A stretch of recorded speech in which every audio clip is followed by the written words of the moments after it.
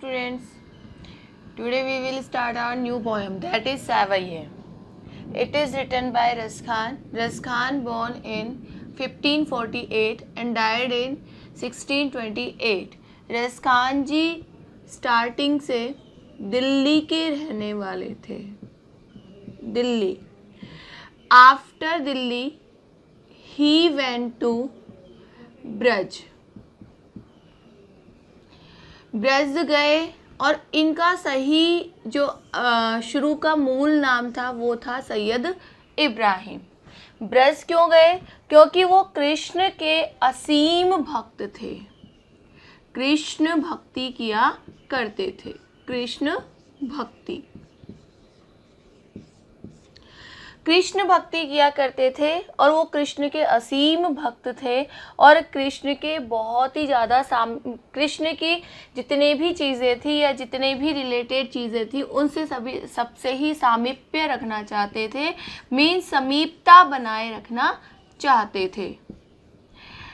Now first stanza of this one poem is मानुष हौ तो वही रस खानी. मानुष हौ तो वही रस खानी. बसऊं ब्रज गोकुल. बसऊं ब्रज गोकुल.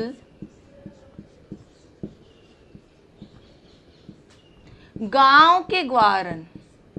गांव के ग्वारन. रस खान जी कहते हैं कि मानुष हूँ तो बसऊ. मानुष हूँ तो वही रस खानी. बसऊ ब्रज गोकुल गांव के ग्वारन.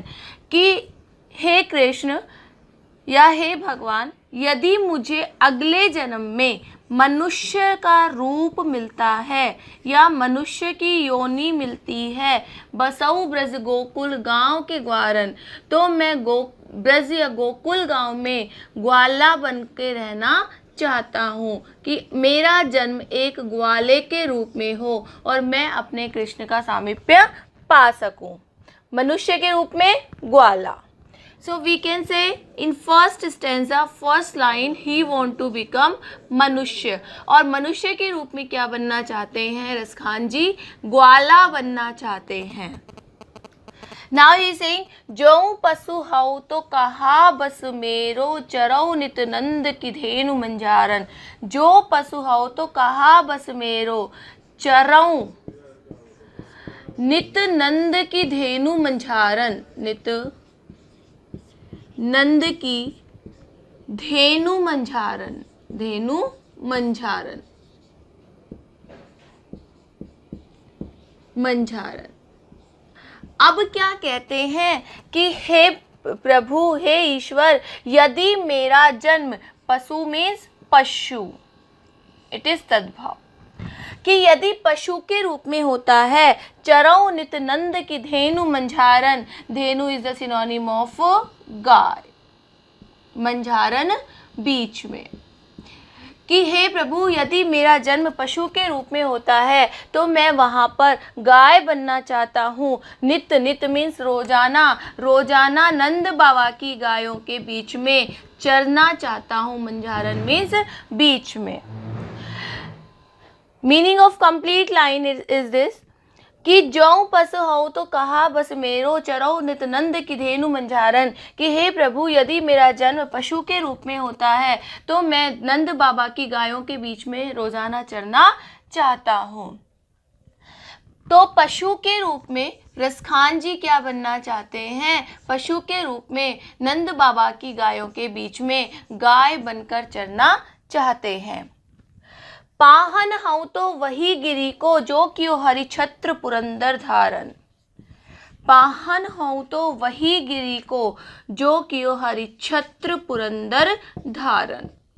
हरि छत्र पुरंदर धारन. अब क्या कहते हैं रस खान जी? रस खान जी कहते हैं कि यदि मेरा जन्म, अगर मैं अगले जन्म में पाहन, पाहन, पाषाण, पाषाण is the synonym, Pahan is the synonym of पत्थर. कि हे प्रभु, यदि मेरा जन्म पत्थर के रूप में होता है, मैं अगले जन्म में पत्थर के रूप में पत्थर बनता हूँ.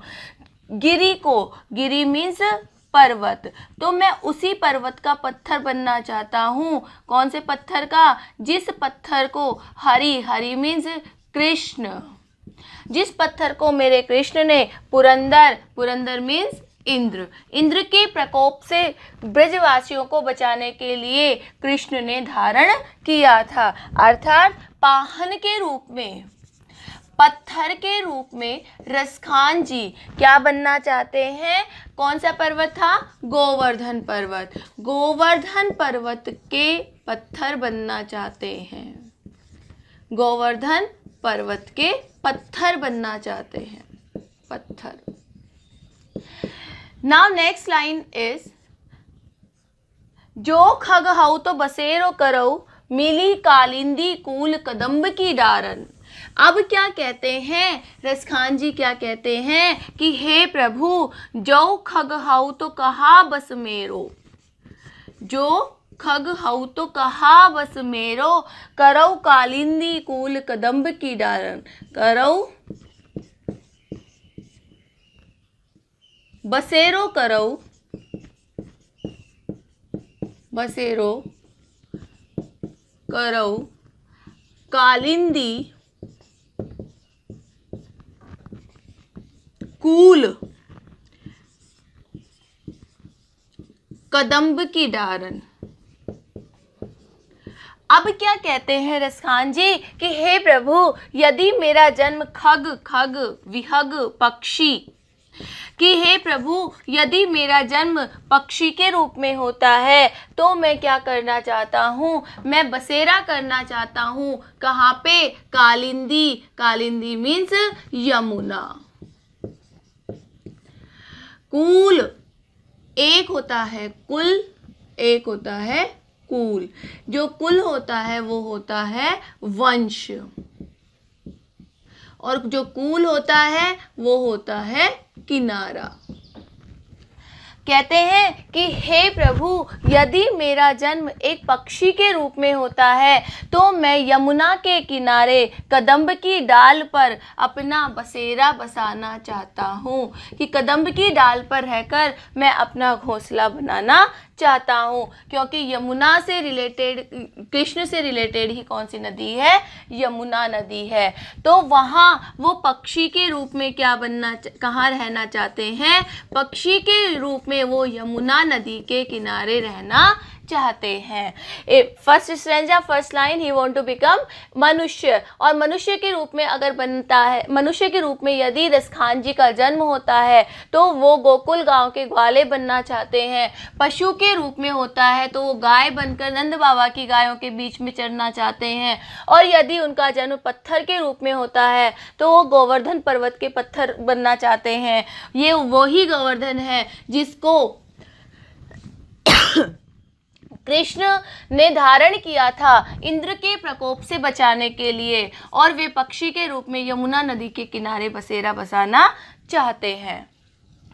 Now next stanza of this poem is,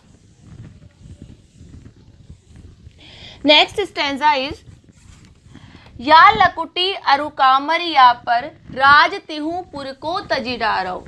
अब रसखान जी क्या कहते हैं कि या लकुटी अरुकामरिया पर, या लकुटी अरुकामरिया पर, कामरिया पर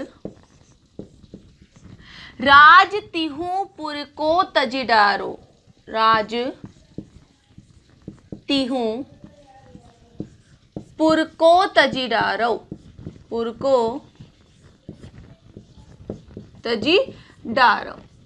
अब रसखान जी क्या कहते हैं? या लकुटी अरुकामरिया पर राज तिहु पुर को तजिडारो, कि यदि मुझे मेरे कृष्ण की लकुटी, लकुटी मीन्स लकड़ी, लकुटी मीन्स लकड़ी, कि यदि मुझे मेरे कृष्ण की लकड़ी मिल जाती है, कामरिया कंबल मिल जाता है। कौन से लकुटी और कामरिया? जो वो गायें चराने के लिए लेके जाया करते थे। तो उस लकड़ी और उस कंबल पर, या एक तरफ तो वो लकड़ी मिल जाए और वो कंबल मिल जाए, और दूसरी तरफ तीहू, तीहू मीन्स तीन, पुर मीन्स लोक, एक तरफ तीनों लोकों का क्या मिल जाए, शासन मिल जाए, राज्य मिल जाए, तो भी मैं उस मेरे कृष्ण की लकड़ी और कंबल पर तजी मीन्स त्याग दूंगा। क्या त्याग दूंगा? तीनों लोकों का शासन, तीनों लोकों का राज्य मैं उस पर त्याग सकता हूँ यदि मुझे मेरे कृष्ण की लकड़ी और कंबल मिल जाए। आठों सिद्धि नव निधि के सुख, आठों सिद्धि नव निधि के सुख नंद की गाय चराए बिसारो, नंद की गाय चराए बिसारो। अब क्या कहते हैं रसखान जी, आठों सिद्धि नवनिधि के सुख कि एक तरफ मुझे नंद बाबा की गायें चराने का मौका मिले और एक तरफ आठों सिद्धि और नौ निधियां मिले। निधि मीन्स खजाना, और उसमें कौन कौन सी आती है? अणिमा, महिमा, लघिमा, दीज और। तो एक तरफ मुझे ये दोनों मिल जाती हैं, आठों सिद्धि और नौ निधियां। नव मीन्स नौ, आठों मीन्स आठ, आठ सिद्धि और नौ निधि मिल जाती हैं, नौ खजाने मिल जाते हैं जो कुबेर के माने जाते हैं। तो एक तरफ मुझे मेरे नंद बाबा की गायें चराने का मौका मिलता है, तो मैं उस नंद बाबा की गायों को चराने के बदले इन आठों सिद्धियों और नौ निधियों को भी छोड़ सकता हूँ, इनके सुख को भी छोड़ सकता हूँ, क्योंकि इससे ज़्यादा बड़ा सुख मेरे लिए नंद बाबा की गायों को चराने का है। रसखान कबऊ इन आखिन सो ब्रज के बनबाग तड़ाग निहारो। अब रसखान जी क्या कहते हैं? रसखान कबऊ इन आखिन से ब्रज के बनबाग तड़ाग निहारो। अब रसखान जी कहते हैं कि जो मेरी आंखें हैं वो क्या देखना चाहती हैं? क्या निहारो मीन्स निहारना चाहती हैं। क्या निहारना चाहती हैं? ब्रज भूमि के, ब्रज के वन, बाग और तड़ाग। तड़ाग इज द सिनोनिम ऑफ तालाब। तालाब को देखना चाहती हैं, तालाब को निहारना चाहती हैं। कोटिक एक कलधोत के धाम, कौटिक एक कलधोत के धाम,